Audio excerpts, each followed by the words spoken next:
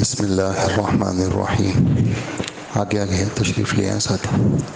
الحمدللہ رب العالمین والصلاة والسلام علی نبینا محمد وآلہ واصحابہ اجمعین، اما بعد۔ گزشتہ کل آپ حضرات کی خدمت میں قرآن پاک کا مختصر سا تعارف اور سورہ فاتحہ کے بارے میں کچھ باتیں عرض کی تھیں۔ اللہ جل جلالہ قبول فرمائے اور آگے اللہ پاک آسان فرمائے۔ آج جیسی ہماری سورہ بقرہ کی تکمیل ہو گئی، لیکن تفسیر اور اس طرح جو چھوٹی چھوٹی باتیں ہیں اس میں یہ کافی وقت لیتی ہیں، خاص کر شروع کے جو 10 پارے ہیں۔ ہمارے درس نظامی میں اما سپارہ وہ دوسرے درجے والے بچوں کو پڑھاتے ہیں۔ پہلے درجے میں صرف گرامر چلتی ہے، عربی گرامر اور کچھ عربی کتابیں ہیں، کچھ مسائل کی کتابیں ہیں، لیکن زیادہ زور عربی گرامر پر ہے جس کو صرف و نحو کہتے ہیں۔ اور یہ وہ بچے ہوتے ہیں جو میٹرک کر کے آتے ہیں، میٹرک سے پہلے والے بچوں کو نہیں لیتے، اس لیے کہ یہ اسباق مشکل ہوتے ہیں۔ پھر دوسرے درجے میں قرآن پاک کی طرف آتے ہیں، اس میں صرف اما پارہ لیتے ہیں۔ اور میں صرف ایک بات بتانا چاہ رہا ہوں، اس لیے یہ پیچھے سے میں تھوڑا سا آپ کو خلاصہ سنا رہا ہوں۔ اور تیسرا جب درجہ آتا ہے، حالانکہ یہ بچے اچھے ہوتے ہیں، بڑے ہوتے ہیں، لیکن ان کو شروع کے 10 پارے نہیں پڑھاتے اور بیچ کے 10 پارے بھی نہیں پڑھاتے، ان کو آخر کے سورہ روم سے لے کر والناس تک پڑھاتے ہیں۔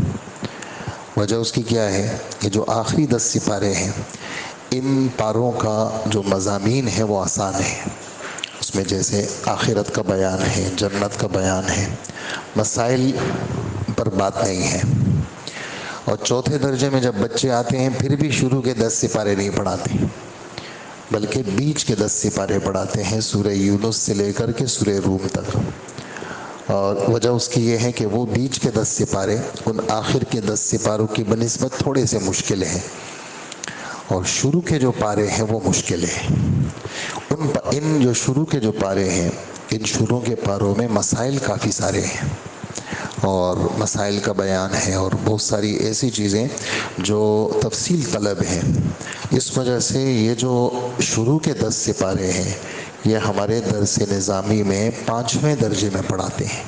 5ویں درجے کا مطلب یہ ہے کہ بس اس کے بعد پھر تفسیر جلالین 6 درجے میں پوری تفسیر پڑھاتے ہیں، اور پھر 7ویں کے اندر فقہ کی تکمیل ہوتی ہے اور حدیث شروع ہوتی ہے، اور 8ویں درجے میں پھر بخاری شریف پڑھائی جاتی ہے۔ تو یہ جو شروع کے پارے ہیں یہ تھوڑے سے مشکل بھی ہیں، اور ان میں جو مسائل ہیں وہ بھی کافی تفصیل طلب بھی ہیں۔ اور یہ جو 10 سپارے پڑھائے جاتے ہیں ہمارے ہاں پورے سال میں پڑھاتے ہیں اس کو۔ پورے سال کا مطلب 9 مہینے ہماری پڑھائی ہوتی ہے، شوال سے لے کر رجب تک۔ ان 9 مہینوں کے اندر تقریباً 3 مہینے میں 3 سپارے ہوتے ہیں، 3.25 سپارے، 3 سپارے، 3.25 سپارے۔ مضامین کے اعتبار سے وہ تقسیم کیا ہوا ہے مہینوں کے حساب سے، 3.25 سپارے، پھر 3.25 سپارے، پھر اسی طرح 3.25 3.5 کر کے یہ سال میں 10 سپاروں کو پڑھاتے ہیں۔ اور ایک جو سبق ہے وہ تقریباً 50 منٹ کا سبق ہوتا ہے، روز پڑھتے ہیں، 50 منٹ پڑھتے ہیں، اور اس میں آپ سمجھیں کہ ایک رکوع ہو جاتا ہے، کبھی مشکل ہوتا ہے تو آدھا رکوع ہو جاتا ہے، کبھی آسان ہوتا ہے تو 1.5 رکوع ہو جاتا ہے، بس 1 صفحہ 1.5 صفحہ وہ دن میں چلتا ہے۔ تو تھوڑے سے وقت میں ہم بہت ساری چیزوں کو کور نہیں کر سکتے، اس لیے جو چیدہ خاص باتیں ہوتی ہیں اس کو ہم پہلے مطالعہ کرتا ہوں میں، پھر اس کے بعد اس کا ایک خلاصہ ذہن میں بٹھا کر کے وہ پھر آپ کے سامنے اس کو آسان الفاظ میں پیش کرنے کی کوشش کرتا ہوں۔ اللہ پاک اس کو آسان کرے اور قبول فرمائے۔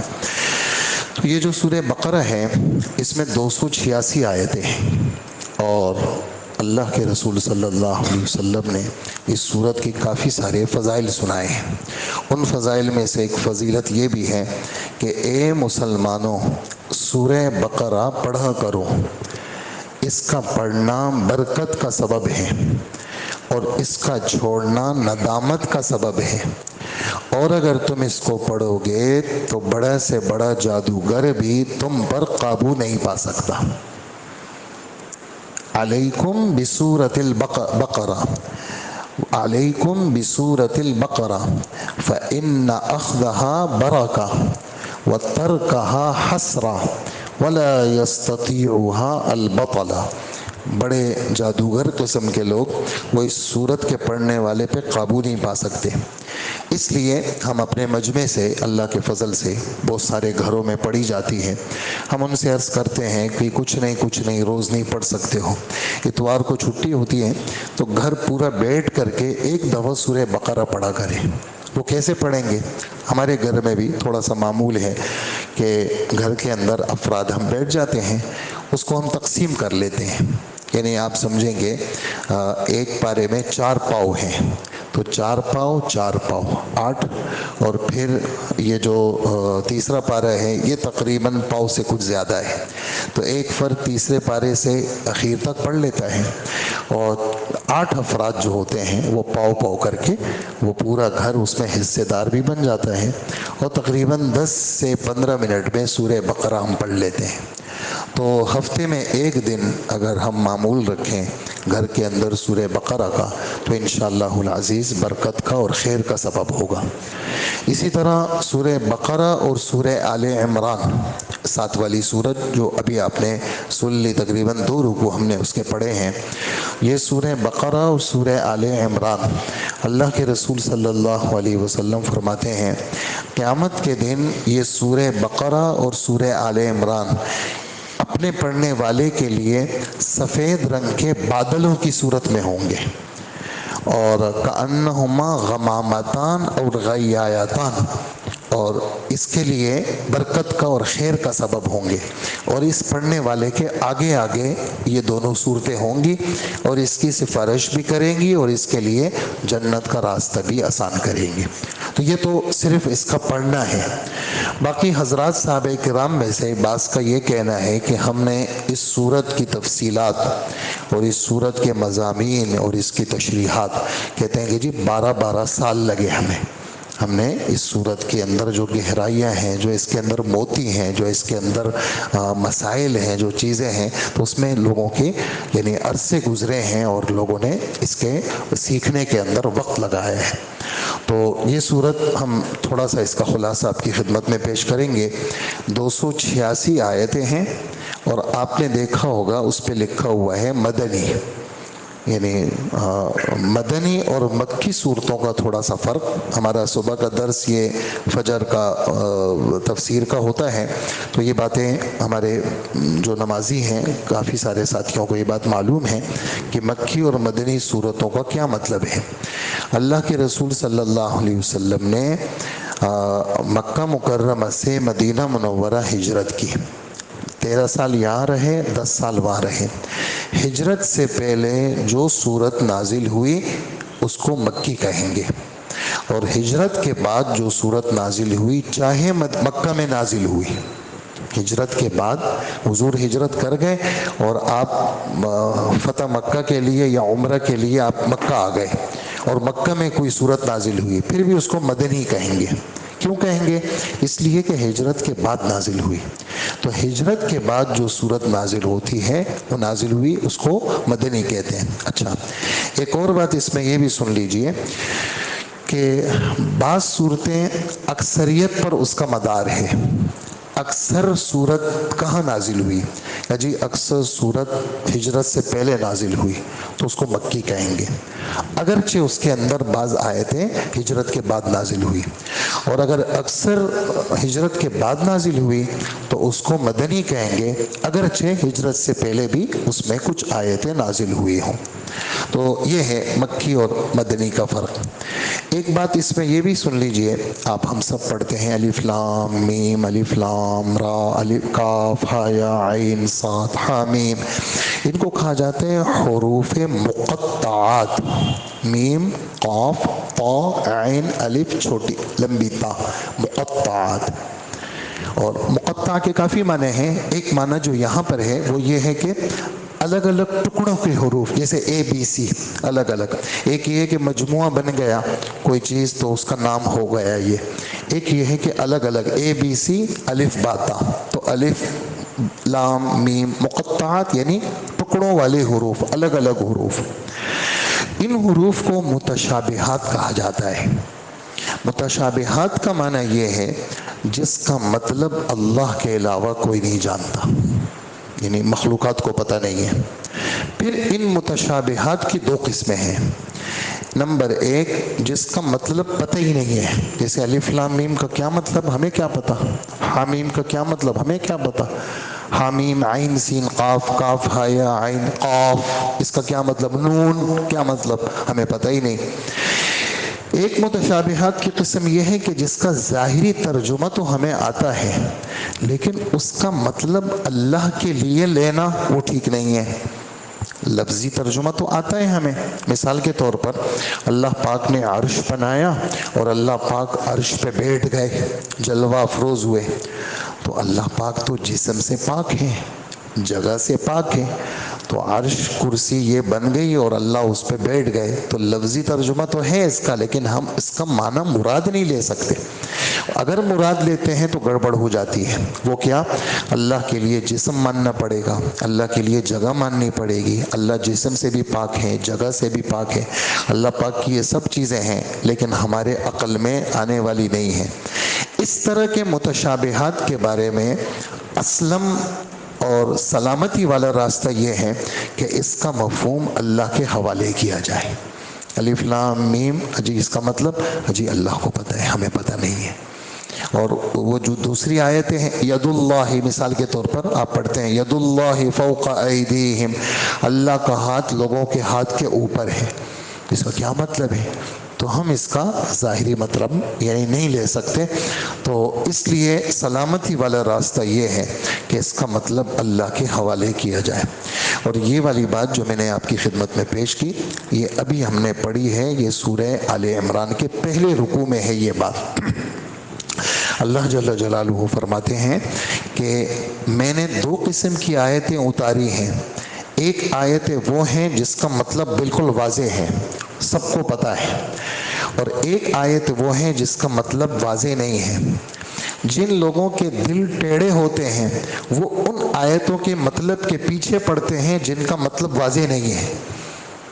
जिन लोगों के दिलों में टेढ़ापन होता है, अल्लाह पर रसूल पर एतराज़ मकसूद होता है, तो वो ऐसी चीज़ों के पीछे पड़ते हैं, उसके खाल उतारने की कोशिश करते हैं। तो फरमाया कि ये लोग सही नहीं है। और हमारे नबी फरमाते हैं, हदीस है हज़रत आयशा सिद्दीक़ा रज़ी अल्लाह अन्हा से, जब तुम देखो कुछ लोग अगर इस किस्म की आयतों के पीछे पड़े ना, तो ये वही लोग हैं जिनके दिल टेढ़े हैं, और बच के रहना इनसे, इनकी बातें भी नहीं सुनना, इनके करीब भी मत जाना। और जो लोग जिनके दिल सही हैं वो क्या कहते हैं, वो कहते हैं कि जी जो कुछ उतरा है हमारा सब पर ईमान है, और हमारे रब ने जो कुछ उतारा है वो सच उतारा है, और हम इसके अलावा आगे नहीं बढ़ते। ये है अलिफ लाम मीम और उस तरह की आयत जिसका मतलब तो तर्जुमा तो आता है हमें, लेकिन उसका मुरादी माना क्या है वो अल्लाह के अलावा कोई नहीं जानता। तो ये थोड़ी सी बहस थी, ये ज़रूरी थी ताकि बहुत सारे भाइयों को पता भी होगी लेकिन बहुत सारों को नहीं भी पता होगी। तो ये अलिफ लाम मीम के बारे में थोड़ी सी वजाहत थी। सूरह बकरा जो हमारी है, हम ज़्यादा आज का पूरे 2 पारे नहीं बताएंगे, थोड़ा सा ही चलेंगे इंशाअल्लाह। ये जो सूरत है इसके अंदर हमारे रब ने जो बातें फरमाई हैं, शुरू के अंदर कुरान पाक का सच होना हमारे रब ने बताया है। ये जो किताब है इसमें कोई शक नहीं है, और ये अल्लाह की तरफ से उतारी गई है, और इसमें परहेज़गारों के लिए क्या है, हिदायत का सामान है। आपने ये भी पढ़ा होगा मोमिनीन के लिए हिदायत का सामान है, आपने ये भी पढ़ा होगा लोगों के लिए हिदायत का सामान है। तो कुरान पाक सब के लिए हिदायत है, लेकिन अपने अपने फ़हम और अपनी अपनी समझ के एतबार से हर आदमी उससे हिस्सा लेता है। اس پر میں آپ کو مولانا الیاس صاحب رحمۃ اللہ علیہ کی دعا بتاؤں گا کہ حضرت یہ دعا مانگا کرتے تھے کہ اے اللہ، قرآن پاک میں سب کا حصہ ہے ہدایت کا، مجھے میرے ہدایت کا حصہ عطا فرما۔ سب کے لیے ہے قرآن پاک، سب کے لیے ہے، تو یا اللہ اس میں میرا بھی حصہ ہے، اللہ میرا جو حصہ ہے نا وہ مجھے نصیب فرما۔ تو ہم بھی یہ دعا شروع کر لیں کہ بھائی اے اللہ، آپ ہمارے لیے اس قرآن میں جو ہمارا حصہ ہے وہ ہمیں نصیب فرما۔ پھر 3 قسم کے لوگوں کا بیان ہے، خالص مومن، خالص کافر اور منافق۔ مومن کون لوگ ہیں؟ جو بن دیکھے آسمانی باتوں کو دل سے تسلیم کرتے ہیں اور اس پر جمنے کے لیے کیا کرتے ہیں؟ نمازوں کا خیال رکھتے ہیں، اور اس پر جمنے کے لیے کیا کرتے ہیں؟ وہ اپنے مالوں میں سے خرچ کرتے ہیں۔ چونکہ دل کی اور ایمان کی حفاظت ضروری ہے، اس کے لیے یہ بدنی اعمال بھی کرتے ہیں اور یہ مالی اعمال بھی کرتے ہیں، اور آخرت پر بھی ان کا یقین ہے۔ یہ بن دیکھے آسمانی باتوں کو تسلیم کرتے ہیں، مالی اور بدنی عبادتوں کے اندر پیچھے نہیں ہٹتے، یہی لوگ کیا ہیں؟ کامیاب لوگ ہیں۔ اور دوسرے بالکل خالص کافر، ایسے لوگ کیا ہیں؟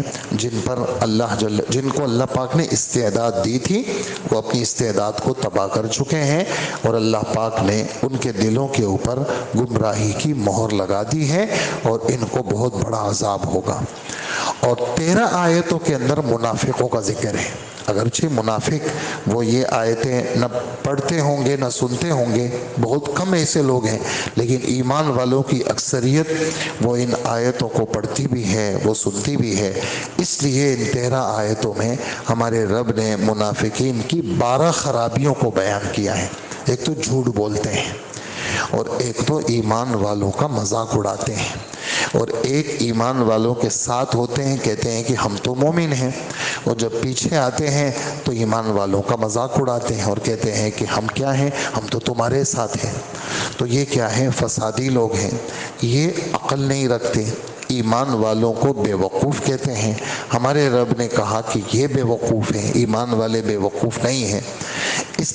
ان کے مزاج میں فساد ہے، یہ جس جگہ جاتے ہیں یہ کیا کرتے ہیں؟ فساد۔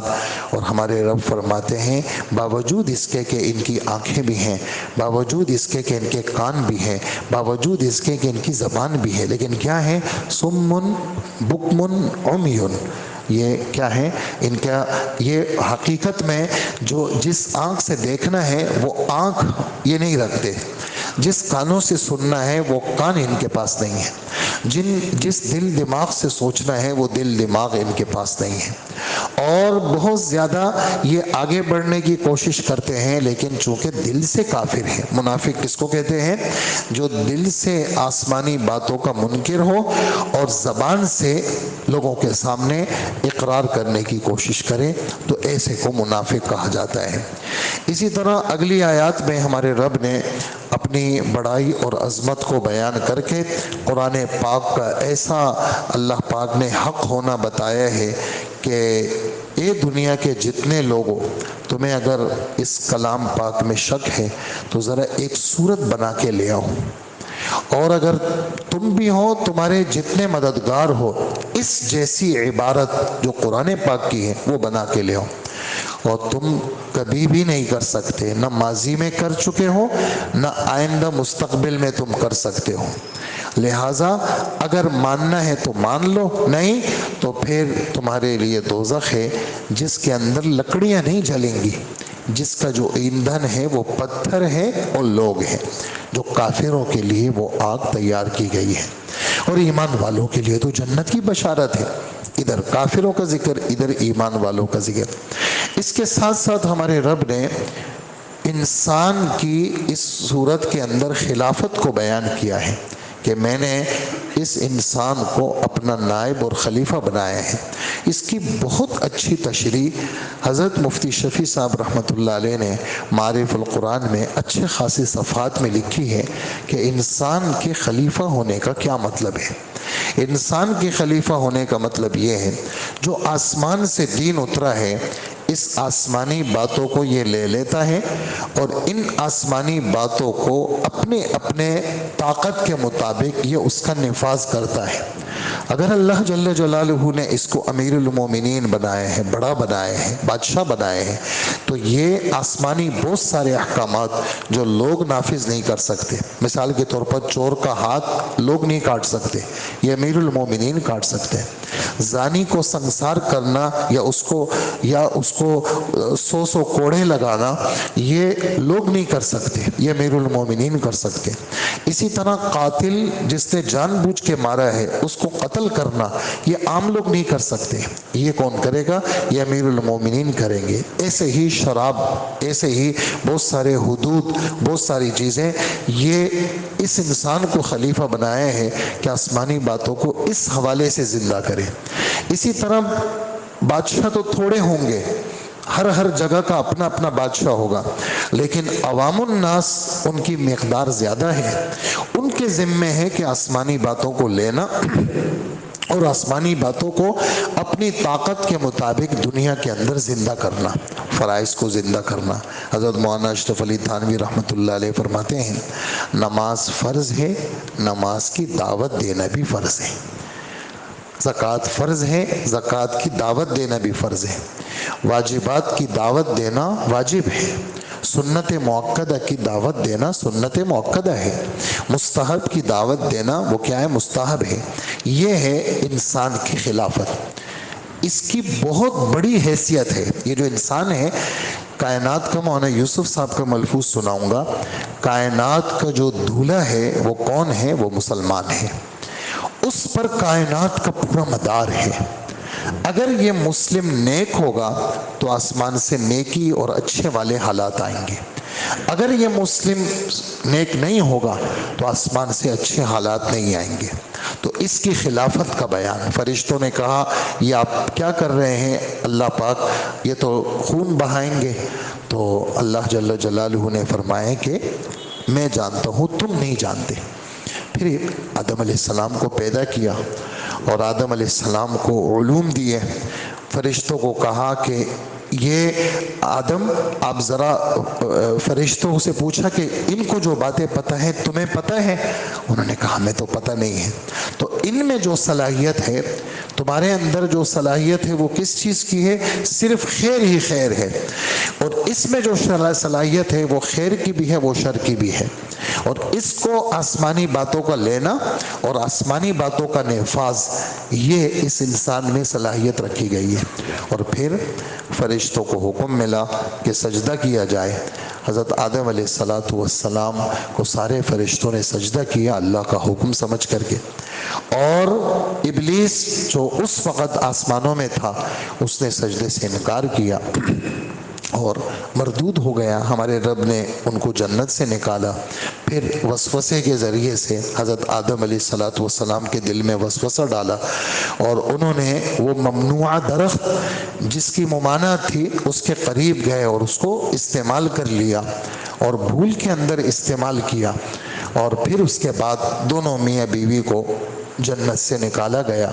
और फिर उन्होंने रब्बना ज़लमना अनफुसना व इल्लम तग़फिर लना व तरहमना वाली आयतें अल्लाह के सामने तौबा की। अल्लाह ने तौबा कबूल की और सिलसिला अल्लाह जल्ल जलालहू ने औलाद का चलाया।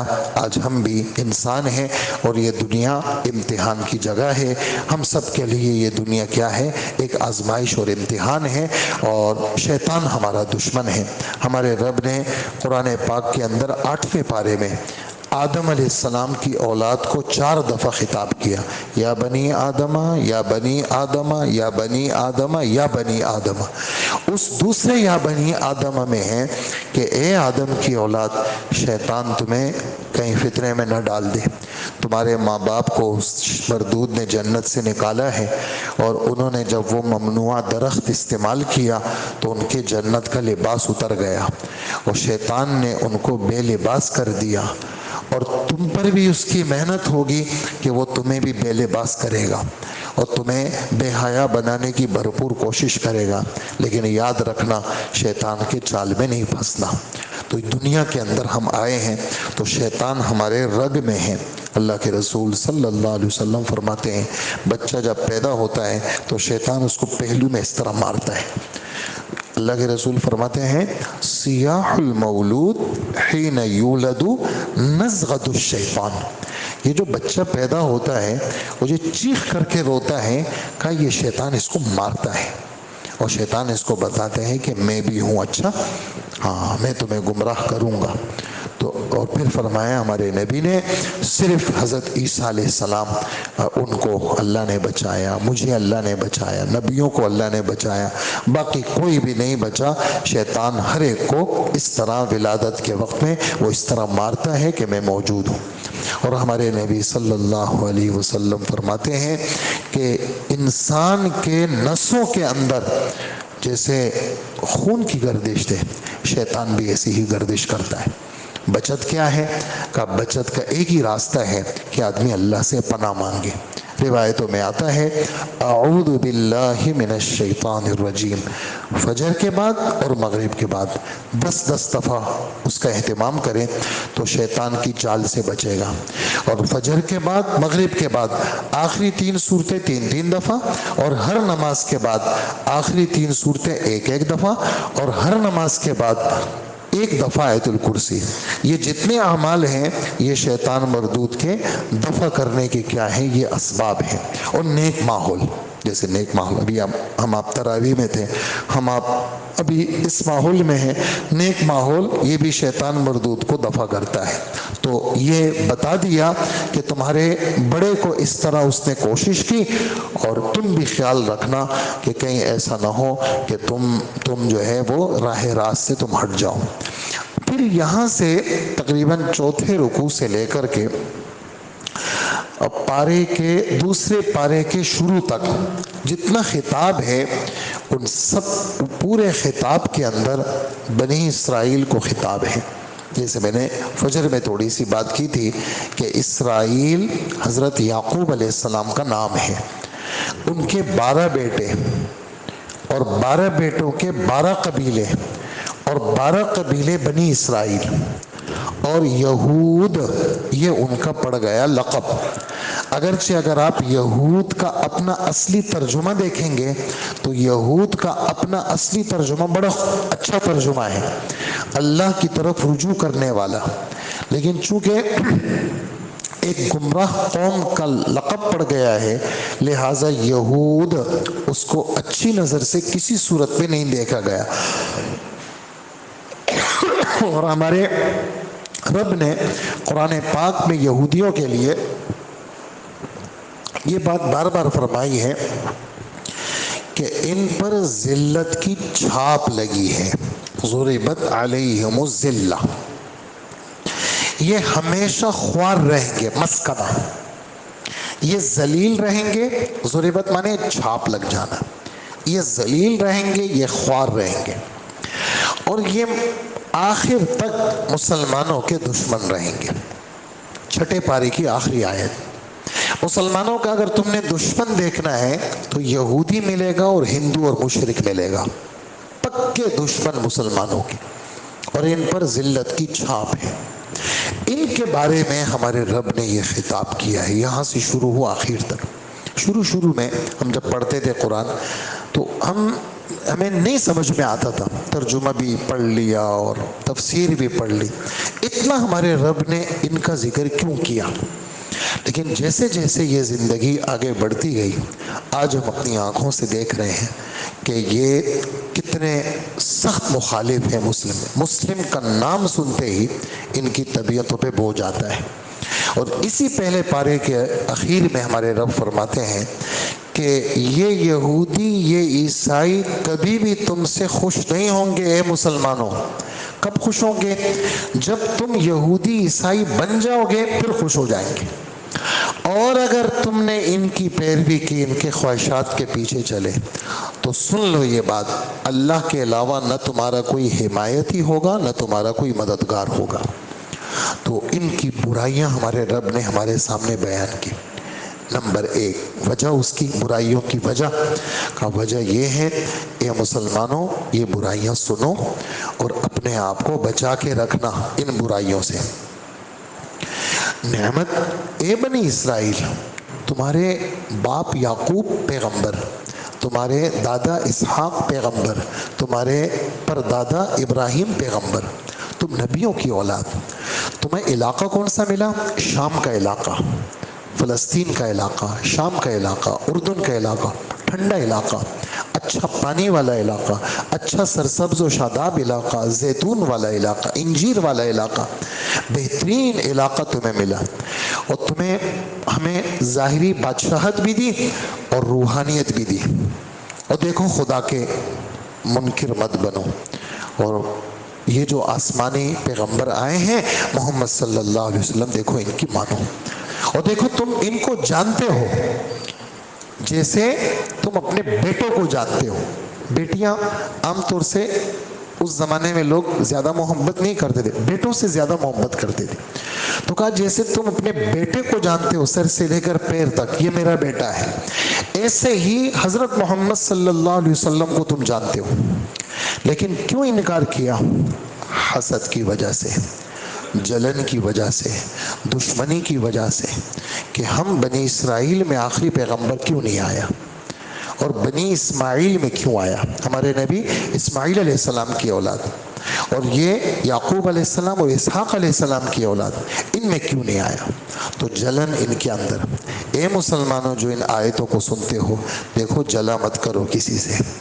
और ए मुसलमानों जो इन आयतों को सुन रहे हो, तुम्हें अल्लाह पाक ने मुसलमान बनाया, तुम्हें अल्लाह ने नेमतों से सरफराज किया, लिहाजा उस अल्लाह के कदरदान बनो।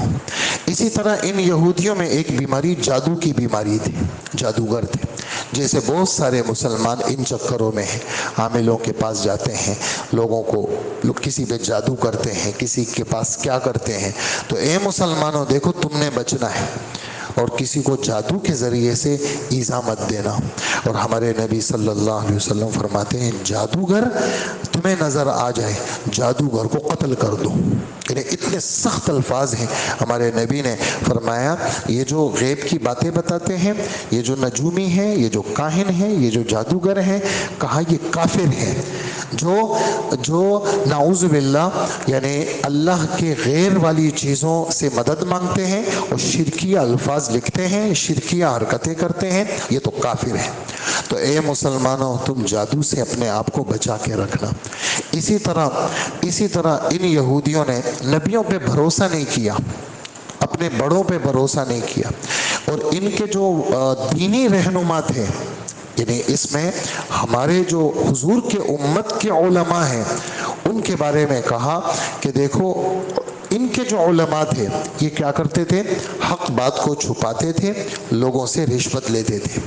और ए उम्मत मुस्लिमा के उलमा, तुम हक बात को खबरदार छुपाना मत, और लोगों के मामूली पैसों पर तुम्हारी नज़र नहीं होनी चाहिए। अल्लाह की जो दी हुई नेमत है उसकी कदर करो और लोगों की चीज़ों को देखा मत करो। तो ये इनकी खामियां हमारे रब ने यहाँ से शुरू की और चलते चलते वो आखिर तक गए।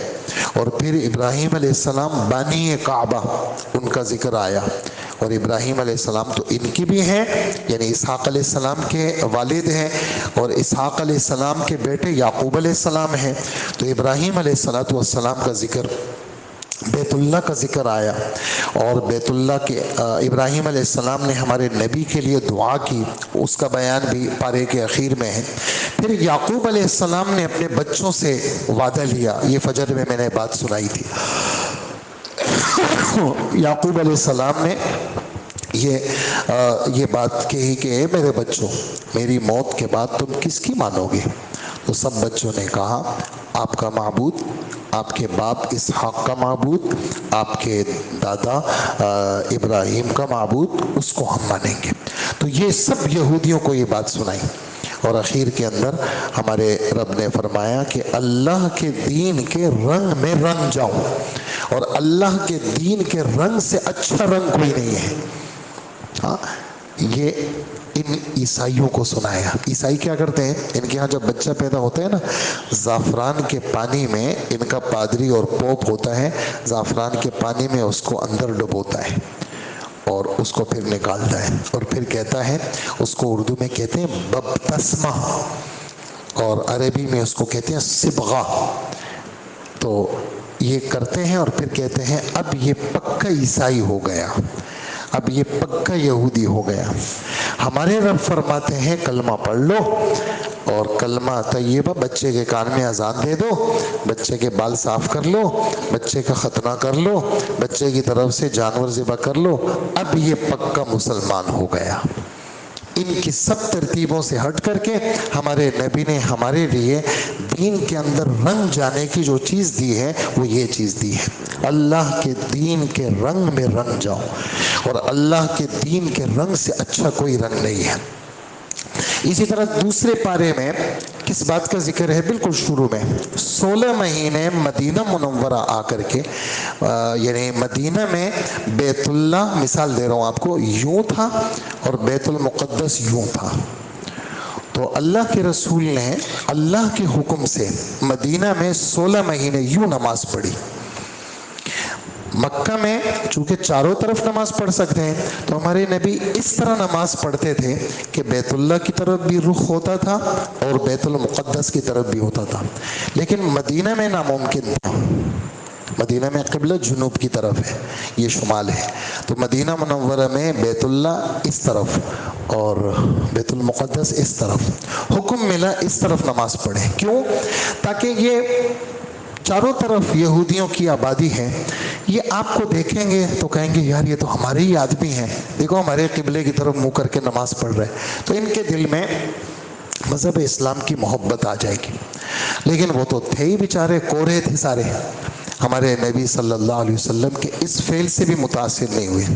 16 مہینے کے بعد ہمارے نبی بار بار آسمان کی طرف یوں دیکھتے تھے، درخواست نہیں کرتے تھے، ادب تھا کہ میں کیوں مانگوں اللہ سے، نہیں، اللہ کو پتہ ہے میرے دل کی حالت کہ میری چاہت ہے کہ قبلہ بیت اللہ ہو جائے۔ 16 مہینے کے بعد پھر حکم آیا فَوَلِّ وَجْهَكَ شَطْرَ الْمَسْجِدِ الْحَرَامِ، آپ اپنا رخ قبلہ کی طرف کر دیں، بیت اللہ کی طرف۔ اس پر جناب انہوں نے بڑی باتیں کی، تو ہمارے رب نے ان پورے یہودیوں کو بے وقوف کہا ہے۔ سَيَقُولُ السُّفَهَاءُ، سفہا سفیہ کی جمع ہے، بے وقوف وہ کہتے ہیں کہ جس قبلے کی طرف یہ پہلے منہ کر کے نماز پڑھتے تھے اس کو انہوں نے کیوں چھوڑا اور اس طرف کیوں کیا؟ اللہ کا جواب سنیے، قُلْ لِلَّهِ الْمَشْرِقُ وَالْمَغْرِبُ، آپ ان کو کہہ دیں مشرق مغرب شمال جنوب سب کس کا ہے؟ اللہ کا ہے، اللہ کی مرضی ہے، جس طرف کرنے کا حکم دے۔ تم کون ہوتے ہو بات کرنے والے؟ یہدی من یشاء، ہم جس کو چاہتے ہیں صراط مستقیم کی طرف ہدایت کر دیتے ہیں، ہماری مرضی ہے، ہم نے بیت اللہ قبلہ مقرر کیا۔ تو یہاں تک ان کا بیان تھا۔ پھر آگے ہمارے رب مختلف باتیں بیان فرمائی، ان میں سے ایک بات یہ فرمائی کہ ایمان والو جب کوئی مصیبت آ جائے تو صبر کیا کرو، نماز پڑھ کر کے اللہ سے مدد مانگا کرو، صبر کرنے والوں کے ساتھ اللہ ہے۔ اور یہ دنیا امتحان کی جگہ ہے، ہم کبھی تم پہ خوف مسلط کریں گے، کبھی ہم تم سے کچھ مال چھین لیں گے، کبھی کسی کو موت دے دیں گے، لیکن گھبرانا مت۔ ہر وقت تمہارے دل دماغ پہ یہ بات ہونی چاہیے کہ ہمارے ساتھ کس کی ذات ہے؟